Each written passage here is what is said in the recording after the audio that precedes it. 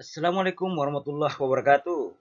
Selamat siang, mahasiswa-mahasiswi Sekolah Tinggi Agama Islam Negeri Majene, Prodi Komunikasi Pengajaran Islam.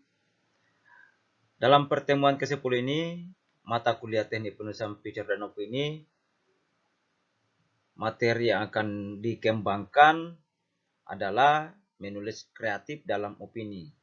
Tahu creative of writing in opinion. Jadi, dalam penjelasan writing opinion ini mengetahui tentang arti creative writing dalam opinion, kemudian kedua bentuk creative opinion, kemudian yang ketiga elemen creative writing dalam opinion, keempat kesalahan creative of writing dalam opinion, dan kemudian kelima adalah tips creative writing dalam opini. Nah, kemudian opini ini sebelumnya kita ketahui bahwa seorang creative writer itu bisa bekerja di suatu perusahaan, agensi, maupun bekerja mandiri sebagai freelance. Creative writer atau penulis adalah orang yang membuat tulisan kreatif. Tahu creative writing. Selanjutnya, creative writing merupakan teknik menulis dengan menggunakan ide kreatif dari sang penulis yang dapat membuat pembacanya berimajinasi, bahkan mendapat imajinasi. Kemudian ada pendapat lain bahwa creative writing adalah bentuk penulisan yang mencakup sejumlah genre dan gaya di media massa, cetak, elektronik. Nah, di tulisan kreatif menulis opini ini kita jumpai tentang bagaimana tulisan kreatif itu menjadikan sebuah ekspresi. Nah, di sini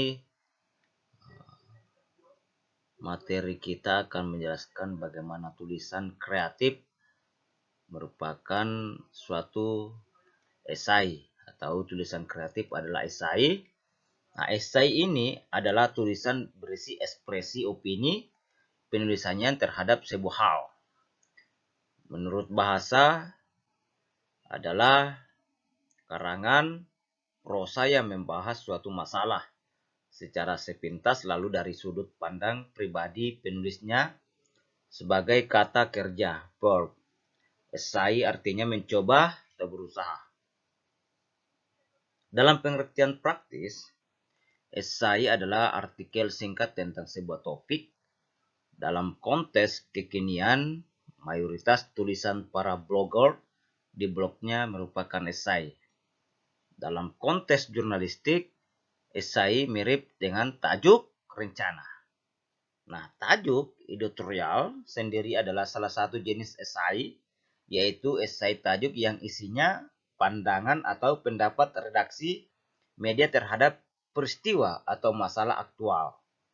Esai yang ditulis oleh pakar ahli, misalnya pengamat atau cendekiawan, disebut kolom. Nah, penulisannya itu disebut kolumnis. Nah, bentuk creative writing ini ada 5 poin yang kita ketahui secara umum. Yang pertama adalah penulisan fiksi. Bentuk creative writing yang satu ini memberikan kebebasan yang seluas-luasnya kepada penulis kreatif untuk berimajinasi. Kemudian yang kedua adalah non-fiksi kreatif. Nah, penulis yang satu ini memang masih didasarkan pada fakta-fakta yang ada. Namun, kamu bisa menambahkan emosi dan diksi pada cerita tersebut. Yang ketiga, screenwriting adalah penulisan naskah yang berisi dialog dan adegan dalam struktur 3 babak untuk menceritakan sebuah kisah. Nah, screenwriting ditulis untuk acara televisi atau film. Keempat, playwriting. Juga berisi dialog dan adegan sebuah kisah. Namun bedanya playwriting digunakan untuk pertunjukan panggung seperti teater dalam sandiwara, suatu naskah. Yang terakhir, kelima adalah puisi. Nah, karya sastra yang berisi ungkapan, kata-kata bermakna kiasan dan penyampaiannya disertai dengan rima, larik, dan bait. Selanjutnya kita akan menjelaskan tentang elemen creative writing. Yang poin pertama adalah tindakan, action. Ini elemen yang paling utama adalah pertama tindakan atau action. Dalam penulisan kreatif, tindakan harus jelas.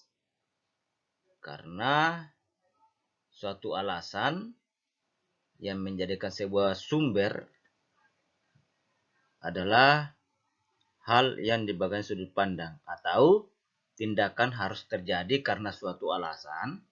Tindakan karakter harus didasarkan pada motivasi, sudut pandang, dan pilihan mereka sebelumnya. Tindakan protagonis harus selalu mendorong mereka menuju tujuan utama mereka dengan cara yang terkait dengan peristiwa plot yang ada. Sasaran karakter mempengaruhi perkembangan karakter mereka, memaksa mereka untuk berubah dan berkembang bergantung pada cara peristiwa terungkap dalam cerita Anda. Bergantung pada narasi Anda mungkin memilih untuk menulis adegan aksi yang mengharuskan karakter Anda membuat banyak pilihan jitu secara berurutan. Yang kedua, karakter.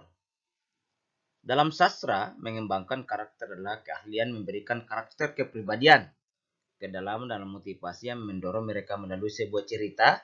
Dalam opini, karakter yang dapat dipercaya itu unik dan 3 dimensi. Masing-masing memiliki atribut nyata seperti penampilan, kepribadian, dan latar belakang yang membuatnya dapat diterima. Maksudnya di sini, motivasi karakter menginformasikan tindakan dan keputusan mereka, menciptakan alur naratif dalam cerita.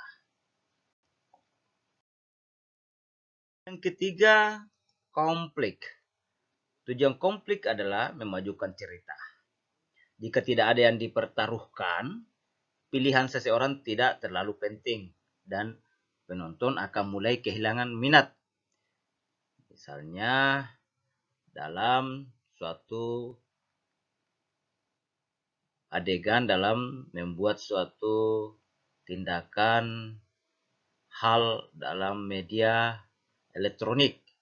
Seperti Anda lihat di media-media swasta maupun media lokal yang biasanya membuat sesuatu tindakan-tindakan akhir ini adalah tentang pemilu. Makanya banyak yang memberikan sebuah opini-opini untuk bagaimana kemajuan dalam pendidikan politik. Nah, jika Anda selalu memberikan apa yang diinginkan karakter Anda, cerita Anda tidak akan memiliki ketegangan. Konflik dalam sebuah novel adalah ketika keinginan yang menentukan karakter utama berbenturan dengan hambatan internal atau eksternal. Konflik sentral membentuk bentuk perjalanan yang akan diambil oleh karakter Anda. Kemudian dialog. Nah, dialog yang baik melakukan segala macam fungsi dalam penulisan kreatif. Ini mendefinisikan suara karakter Anda. Nah, itu yang dicontohkan dalam elektronik. Itu sebagai penengah, itu akan menjadikan sebuah hal-hal yang tindakan-tindakan memberikan bahasa-bahasa dari komunikasi nonverbal. Dan kemudian dalam media cetak itu memberikan secara tulisan, menggunakan gaya treatment cara menulis. Nah, dalam dialog ini sebagai perangkataian harus menetapkan pola bicara mereka dan mengungkapkan informasi penting tanpa ekspositori yang tidak perlu. Dialog realistis juga memperlihatkan emosi batin yang membuat karakter bergerak. Kemudian kelima, genre. Sementara beberapa penulis mungkin mencelah gagasan yang mengkategorikan karya kreatif, konsep genre tetap menonjol di industri penerbitan dan studi kerajinan. Keenam, mondar-mandir. Nah, elemen ini seberapa cepat atau lambat cerita bergerak bagi pembaca disebut mondar-mandir. Faktor-faktor yang menentukan tempo meliputi panjang adegan dan kecepatan Anda, sang penulis, untuk mendistribusikan informasi. Yang ketujuh, plot. Plot dalam penulisan kreatif adalah urutan peristiwa yang menciptakan sebuah cerita. Plot dimulai dengan insiden yang menghasut, kemudian peristiwa yang memaksa karakter utama untuk mengambil tindakan dan memulai misi. Dan 8, sudut pandang. Nah, sebagai sudut pandang atau yang dikatakan dengan mata atau suara naratif yang Anda gunakan untuk menceritakan sebuah cerita adalah sudut pandang. Ada 3 sudut pandang yang utama. Yang pertama, yang kedua, dan orang yang ketiga. Dan yang kesembilan, adegan. Nah, adegan ini sebagai unit naratif yang terkandung sebuah adegan yang terjadi dalam narasi yang lebih besar. Adegan adalah blok bangunan cerita. 10, setting adalah waktu, lokasi, dan lingkungan fisik dari sebuah narasi. 11, gaya. Nah, gaya ini dalam penulisan kreatif adalah cara unik menulis berkomunikasi dengan kata-kata. Yang ke-12 adalah ketegangan. Bagian integral dari mondar-mandir dan eksposisi ketegangan dapat muncul di antara karakter sebagai tema keseluruhan atau sebagai alat struktural. Dan yang ke-13, tema. Nah, tema ini adalah filosofi konseptual yang luas yang ingin disampaikan oleh pengarang melalui karya mereka. Itulah dari elemen dalam menulis kreatif. Dan kita melihat dari beberapa kesalahan dalam kreatif menulis opini. Yang poin pertama adalah terlalu mendeskripsikan cerita atau terlalu melebih-lebihkan, terlalu banyak hal-hal yang sebetulnya seharusnya tidak terlalu memberikan sebuah sudut pandang, itu diberikan sebuah penekanan atau kelebihan dalam memberikan sebuah penjelasan di dalamnya. Itu harus mempunyai aturan main dalam penulisan kreatif dalam opini. Yang kedua adalah banyak pengulangan. Nah, hindari ini banyak pengulangan kata atau kalimat yang pada penulisan kreatif dalam opini. Yang ketiga adalah berganti sudut pandang. Jadi ini kesalahan fatal ketika kita menulis selalu mengganti sudut pandang. Kita memberikan sebuah objektivitas, menjadikan subjek itu sudut pandang melihat dari sisi yang mana kita mau tulis. Jadi hati-hati dalam mengganti sudut pandang. Nah, selanjutnya dalam kreatif menulis dalam opini. Yang pertama, selalu menulis. Dari pertemuan awal sampai sekarang saya selalu memberikan motivasi sebagai mahasiswa-mahasiswi ini selalu belajar menulis. Ya. Yang kedua, terima penulisan ulang. Jadi ketika sudah ada tulisan, selalu kita ulang-ulang, ya. Kita ulang apa-apa yang di dalam penulisan untuk opini itu. Yang ketiga adalah memiliki perspektif.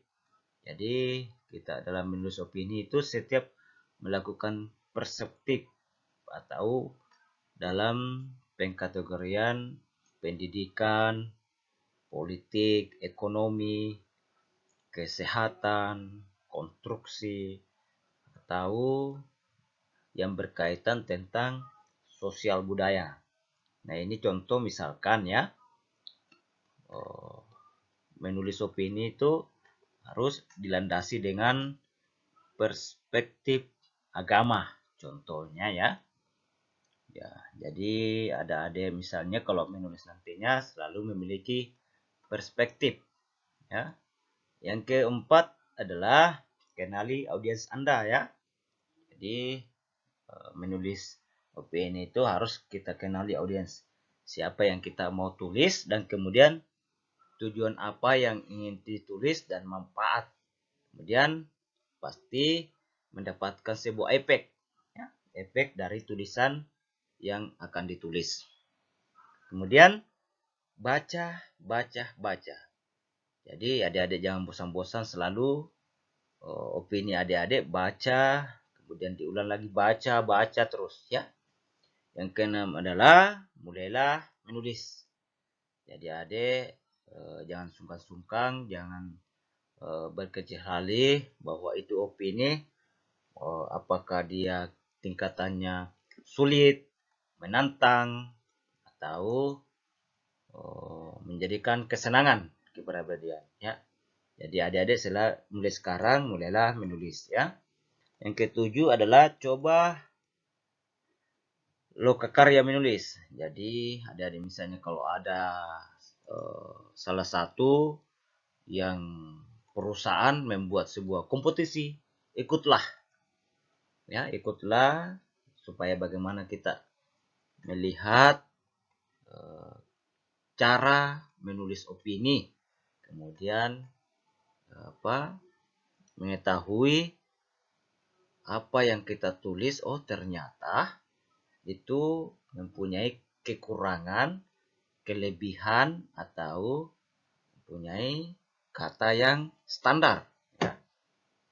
Yang ketujuh, cobalah lokakarya menulis. Nah, itu yang tadi saya jelaskan ketujuh. Yang berikutnya adalah terakhir ke-8, gunakan perangkat sastra. Jadi dalam menulis opini itu selalu menggunakan perangkat sastra ya. Itulah tips creative writing. Nah, ini saya coba untuk memberikan contoh creative writing opini ya. Ini di bagian media lokal di Radar Sulbar ya, Jumat 18 November 2022. Jadi kolom ada opini ya. Ini coba contoh transformasi UPKDB ke BUMDesma yang sebagai isu-isu nasional ya.